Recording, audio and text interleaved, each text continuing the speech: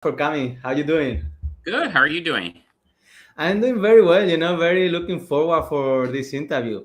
So, how it normally works, Jeffrey, is that I ask you a couple of personal questions so people and the audience know you a bit better, and then later we can go to the more business-related life experience, business things. Is that okay? Absolutely. Cool. So, one question I love to ask is if you could wake up anywhere in the world tomorrow, what it would be and why? Hmm. I would say, definitely if I think about it Uh-huh. from a tangible perspective, somewhere on an island or, on a cruise ship. I love cruising and, Okay. definitely somewhere very warm, tropical, somewhere where I can enjoy a nice drink and nice scenery. Okay. And what is the first top place that comes to you? I mean, I've been to many different places. I would say if there was a place that I haven't been to, I mean, I haven't been to Hawaii. So, that may Okay. be, a neat Hawaii. place to explore. And this is the favorite Japanese island for Japanese people. Exactly. Yeah. All right. Very good. So, okay. Second question. If I ask you, well, because you are a father, if I ask you what was the second happiest moment in your life, not the first, okay, what would you say it will be? So you're saying my second, because I can't say being a father, or Yeah. Yeah. You cannot say being a father. yeah. The second happiest moment. That's a really interesting question. I Mhm. would say there's many that come to mind, but I'll say that probably one of them Mhm. was this past summer. I had the privilege of taking my entire family to Germany with my mother.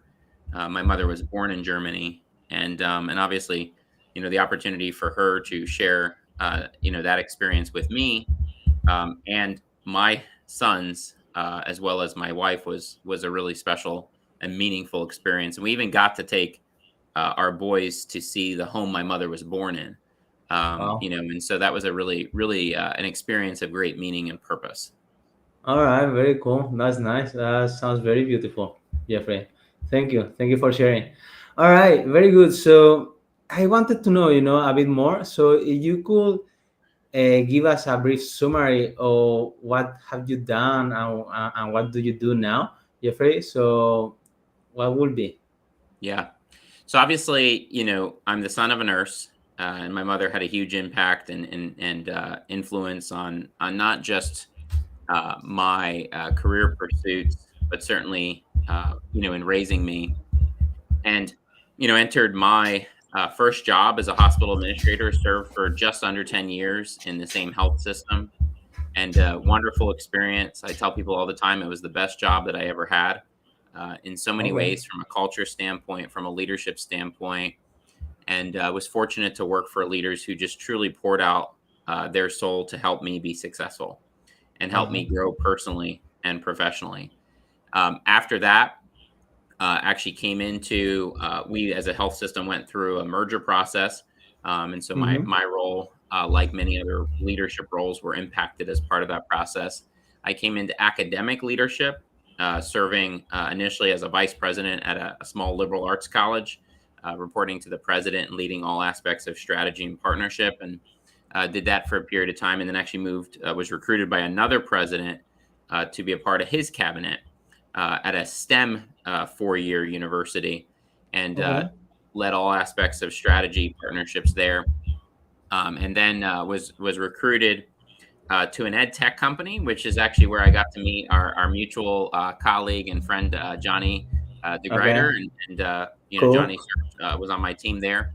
That was an ed tech company, global ed tech company, where I had the privilege to work. Actually, did some work even with a Brazilian organization, All right, ironically, nice. and Okay, cool.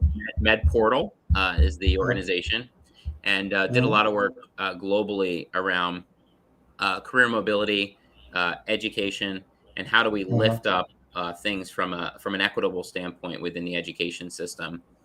And then went into another organization called Core Education, which is an operating partner to higher education institutions to lead their national healthcare practice, and still serve there today. And Okay. then was recruited this past May to be the inaugural director at Siemens Healthineers in North America, which is the United States and Canada, to lead workforce development and develop the next generation healthcare workforce within North America.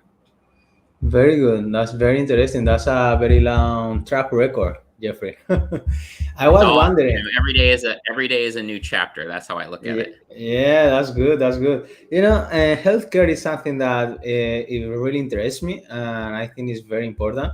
And I was wondering, what are your main lessons learned from this experience? That what are the main issues and main challenges, for instance, Jeffrey? Yeah. So I mean, obviously healthcare has many challenges, and Mm, particularly from a global perspective, we're facing probably one of the most challenging times from a workforce perspective, where we mm, don't, we've got issues around retention. sure. We have issues around we don't have enough students coming out of colleges, community colleges today to support the growing openings from a Mm, workforce perspective. all right. Have a lot of culture issues. And we can't hide behind that. Healthcare has been an industry that overwhelmingly has not had retention issues for a very long time.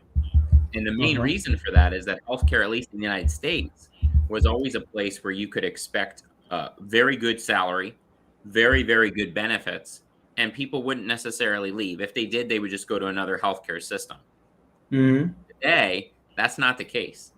They're now leaving, acute care and going into a different aspect, whether it's a startup, whether it's leaving healthcare altogether. And so we've got a lot of challenges from a workforce perspective. The second thing I mm, would highlight is, we, at least in the United States, have talked about for a very long time moving to value based care. We still have not moved to value based care. And a lot of it comes okay. down to the fact that healthcare is a risk averse, slow to move industry. And there's challenges with that though, because we're still in a pay for performance system, and or Uh-huh. excuse me, we're in a pay for volume system. We need to Mm, move to a pay for performance system, where hospitals and physicians are reimbursed based on performance, meaning quality, as compared to being reimbursed on volume, meaning cases.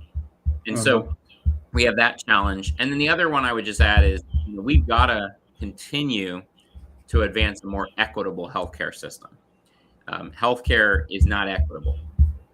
Mm, Doesn't really matter what country you look at. It's not equitable, and so yeah. we've got to advance a more equitable healthcare system. Especially in the USA, I would say, right? Because there is Absolutely. here is hugely expensive, I hear. Okay, I see. I was, interested in this value-based care, right? Because I think that's very important. It's something that also I have become aware of, about this pay for volume instead of pay for performance. So, yeah, how can you, or what are the challenges? How are you addressing those issues, Jeffrey? Well, I mean, you have so many challenges, at least in the United States healthcare system, because we still have, a system where generally payers and providers are not on the same page. And Mm-hmm. that, makes it very complex. And when I'm talking about payers, I'm talking about our insurance companies, managed care companies. There are circumstances where a hospital health system actually owns a payer. And in those situations, it can be a little bit different because they do have the opportunity then to really look longitudinally at the experience of a consumer or patient, but also from a payer end, they're able to see a lot of data. The reality, though, is we've got to continue to advance this. We've got to have a value based care system. It is the right Mm-hmm. thing for the patient. It is the right thing also for all of our healthcare professionals. Uh, and so, we've got to advance that. The other piece I would add to this that's an important aspect to this, and there's a larger movement on this now in the United States, Uh-huh. is nursing care needs to be reimbursed. Our nurses are the heroes of Uh-huh. healthcare. They are by Sure. far the individuals that everyone trusts within healthcare, and they are the ones that spend the most time with our patients. And yet they are not reimbursed for the services that they provide within our healthcare system. What do you And there's mean they a are movement. not reimbursed? Sorry, Jeffrey. What do you mean they are not reimbursed? They are not paid well enough, Yeah. or they So are not compensated enough? under the circumstance today, a hospital cannot get reimbursed for nursing care. Ah, Even though the nurses, do a lot of the work, they're not getting reimbursed for that. Meaning the hospital oh, isn't. Now, we have seen, and why that's important is nurses are viewed in our healthcare system as a big expense to the healthcare system. But when you really break it down, they are the ultimate value in the healthcare system. And we've uh, got to update our reimbursement models to reflect that. When you that's look at crazy. population Uh-huh. health, when you look at advancing health equity, when you look at all aspects of quality, nurses are generally the first individuals that help and not just contribute but lead the way. Mm-hmm. Okay, definitely. No, that's a good point. I didn't know about this, so it's very interesting.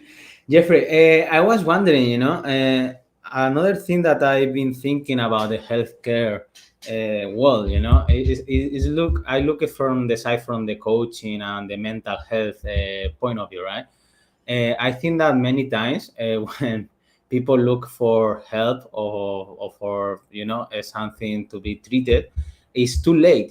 So I think sometimes it could be better to start earlier, right? So to have this kind of maintenance kind of healthcare system.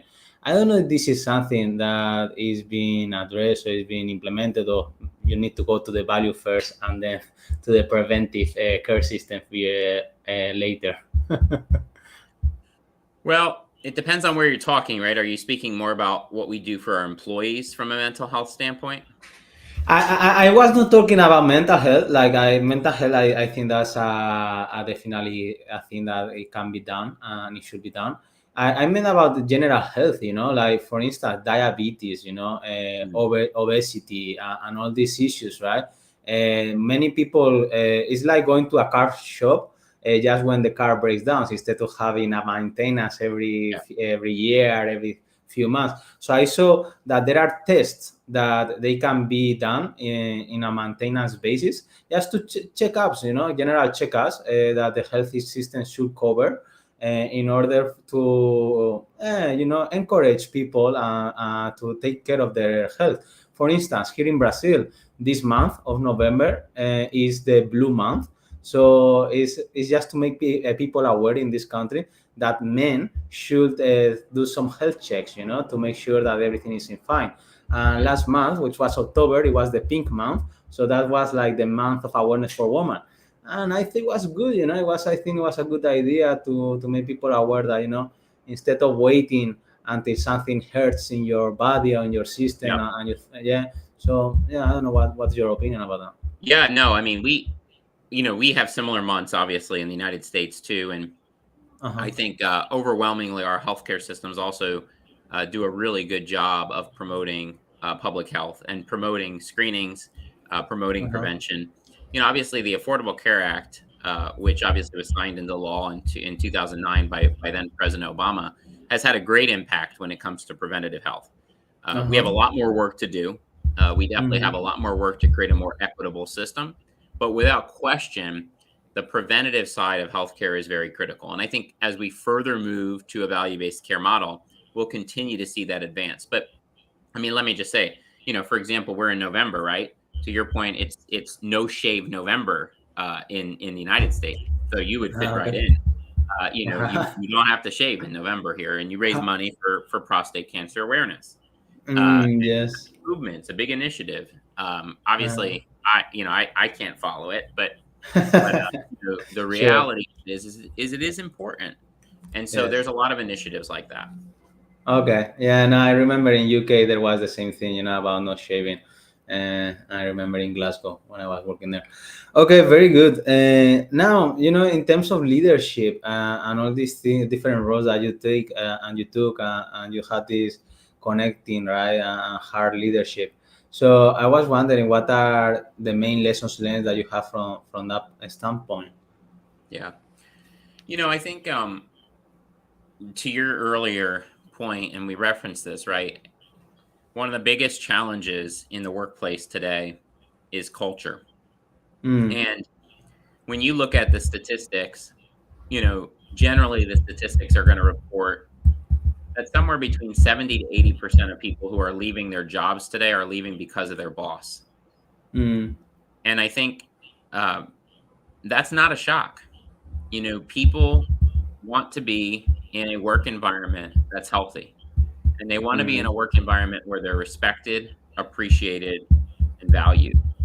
mm-hmm, And when you have a leader who does not subscribe to that, who does not practice that, it makes it very, very challenging. And so, as I shared in the earlier part, I was blessed to start my career with some of the very best leaders that I've ever worked with and worked for. mm, And in those experiences, I was able to learn not just what was right, but to really understand how you practice it. And mm, then as I continued to grow and continued to study and then became a leader, of team members myself, what was always most important for me was you've got to connect with the team that you lead. It mm, can't be a sure. transactional relationship. It can't even be Mm, a strategic relationship. It has to mm, be a 100% human centered relationship. Now, mm, when you say that, there's going to be critics who are going to say, well, he's just a fluffy type of leader. He's just going to be fluffy. It's not about being fluffy.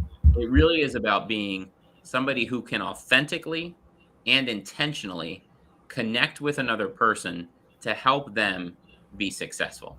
That doesn't mean uh-huh, that you do not, yes, every leader has to hold a team member accountable, just like I've got to be held accountable at times. But you can sure. hold someone accountable with respect, and you can Uh-huh, hold someone accountable with still an appreciation for who they are. And I think too many mm, leaders today just fail that test. They're uh-huh, not concerned about others. They're just uh-huh. concerned about themselves. Yeah, I was thinking, that in this healthcare environment, because I've been a project manager in engineering, and with banks, with lenders, with all that, which can be stressful. But for doctors, and this healthcare system, when sometimes I think, and this is my opinion from different places that I've been, where I have met doctors, right? There are a stressful environment, right? People are dying, or there is an accident, and there is a rush. So doctors are sometimes, could be overwhelmed, with the amount of work that they have been requested to do. So yeah, how do you balance that, right? Because sometimes they just need to give straight orders, and they don't have time to small talk, maybe, or to connect in that sense. Yeah, I think you balance it with both aspects of mindfulness, and you also balance it with aspects of reflection and Mm-hmm. providing systematic approach to to really resilience. Right. So Mm-hmm. when you look at healthcare is by far one of the most stressful, one of the environments that literally could go from being a little bit normal to chaotic crisis in a second. Mm-hmm. And Definitely. as a former, as a previous hospital administrator, I saw this on a daily basis. I could walk into the emergency room and we would have 20 patients and people's needs were being met. And then, you'd hear on the intercom trauma alert. And then all of a sudden, many, many patients were coming in with very, very severe situations. What's interesting about that is that if you study hospitals in crisis, they operate so well. People are working as a team, they're working totally together, and it is really, really impactful. Mm-hmm. One of the Sure. things that we have to do better in healthcare is we have to give both our physicians as well as all of our clinicians and healthcare professionals the opportunity to debrief. Debriefing is very, very important. And Uh-huh. debriefing is both formal and informal.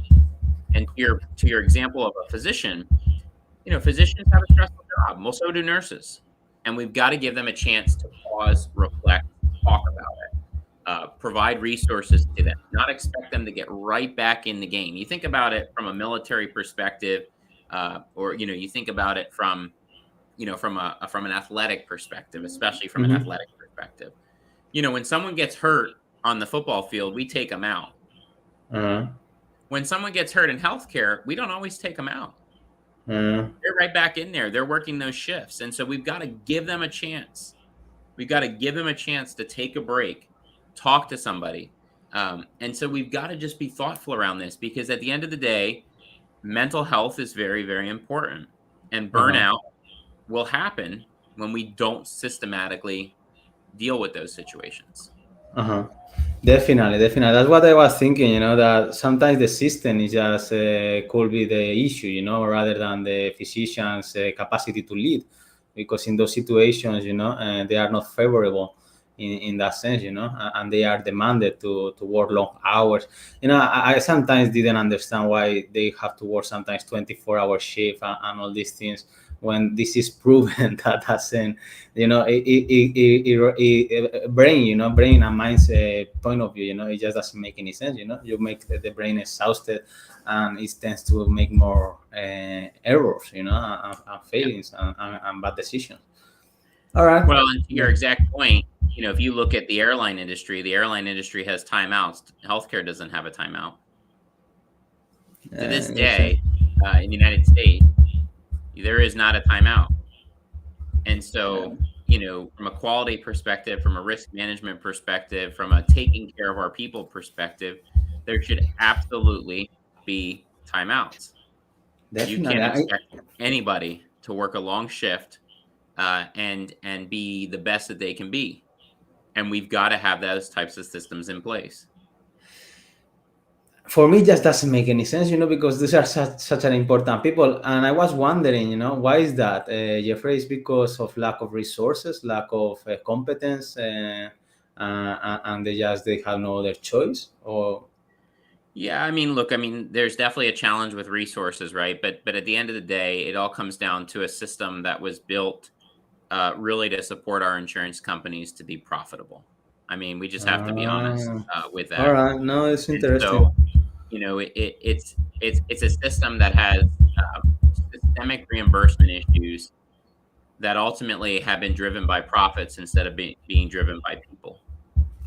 And, Interesante. you know, Very interesting. that's not going Yeah. to be a solution, when we're talking about keeping people whole person healthy. Sure. Yeah. No. Definitely. No. That's crazy. It's all about the money at the end. Crazy. Okay. I don't know. We have 7 minutes left. I'm loving the interview so far. I'm learning so much from you, Jeffrey. Thank you so much. I just wondering, is there anything else you would like to share that is important and impactful for you? Yeah, no, I mean, what I would just say too is, especially when you think about, you know, healthcare, one of the things that's getting a lot more discussion now, which is really encouraging, is, this importance around career and economic mobility. And, I think we've got to be very intentional around supporting our colleagues to grow and giving them access to education, and access to leadership development that will help, that happen. And Okay. we always have to make sure that diversity, equity, inclusion, and belonging are at the forefront of that. We have Sure. a huge need, at least in the United States, to ensure that our healthcare clinicians, doctors, and professionals look like the patients that they serve. Everyone wants to be treated well, but we also want to be treated by people who we can trust, and who can communicate with us to meet our needs wherever those be. And, Mhm. we've got to have a workforce that reflects that. And so we have a lot of work to continue to do in that area. As you know, the United States has become more polarized, and, diversity, equity, inclusion, and belonging, becomes a Everywhere, I think. political issue. Uh-huh. And as I say to people all the time, uh, we all want a community. We all want to be in a community. We all want to be heard. We want to be respected, valued, and appreciated. And Uh-huh. It's when our you need to really belong. Yeah, and you need to Yeah. belong. And so when you look at the idea of a community, belonging is the Yeah. central aspect of that. It's a fabric Yeah. of every part of a community. Yeah. And so Connection. Mm-hmm. um, we as a healthcare community need to not stop those efforts. We need to plow forward and continue to ensure that it's integrated into every fabric of our organization because it will truly make a difference, not just for our people, but also for our patients.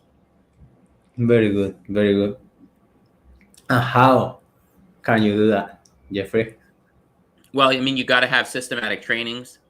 Those, and let me say, uh, let me just say, I shouldn't use the word trainings. I really should, say, workshops and different activities where with simulations and crucial conversations. You've got to have education at the forefront. You've got to have policies and procedures that reflect the nature of advancing those aspects. You've got to Mm-hmm. certainly educate leaders, but at the same time, you've got to educate, all professionals in that space. Mm-hmm. You've got to hold people accountable, meaning you've Uh-huh. got to embed that into performance reviews. You've got to embed that into promotions. You've got to embed that into the hiring practices. You've got to embed that into the retention practices. Every fabric has to be touched within that manner. And so it has to be an active, engaged, intentional effort. You can't just say you want to do it. This is not about putting lipstick on a pig. This is about truly making sure there's a comprehensive strategy to make sure that we're advancing it forward. Very good. Okay. Thank you so much for sharing that, Jeffrey. Interesting. I there is a question I normally ask at the end that I really love. If you could leave a big message, Jeffrey, to the whole world, what message will you leave? That's a big, big question. Uh, I think the message I would leave would be back to something we just talked about before, mhm, that when we're at a time where we have a global epidemic of mental health, mhm, that is not going to go away overnight, and certainly is not going to go away even over years. It's going to continue to be a significant challenge for a myriad of uh-huh, reasons. We have got to really embed a sense of belonging in all the work that we do and in all the organizations we're a part of, and certainly in the teams that we're a part of or teams that we lead. It has to uh-huh. be a cornerstone of all aspects of the work that we do. Everyone wants it, everyone seeks it, and It's interesting. This very interesting. That's why I do what I do. Because I think there is a lack of connection everywhere. And not only in the workplace. I think it's also in normal relationships nowadays. Because of for technology, right? Main reasons I think social media, big comparison, and all that. So yeah, it's challenging. It's challenging. I think to do that, and I think as you say, world is becoming more polarized. So interesting. What is the your way to make this sense of belonging or connecting with simpler?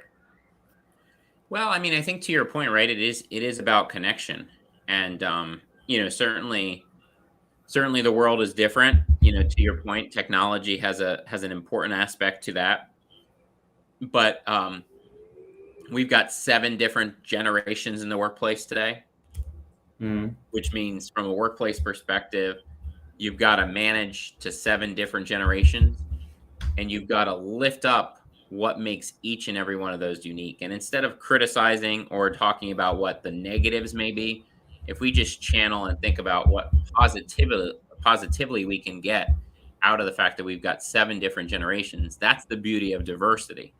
If we can then make mm, an inclusive community out of that, we will see great results. And I mm, think that's that point to your point about connection. We've got to authentically drive connection and understand one another. We don't always have to agree with one another, but we've got to have an understanding and a respect. And I think then through that, we can really advance, not just a sense of belonging, but also a sense of moving forward together. totally. I completely agree with you, Jeffrey. Thank you so much for this time for the interview. I don't know if there is any last words that you would like to leave. No, I was just obviously happy to, happy to connect, happy to engage with anybody. Feel free to reach out on LinkedIn, and obviously, thank you for all the wonderful work you're doing, and I love the fact that you have a focus on a growth mindset. Uh, Mhm. you know, uh, it's so important for all of us to be focused on that. Yeah, yeah, definitely. Thank you so much, Jeffrey, for your kind words. Talk to you soon then. Thanks a Thank lot. you.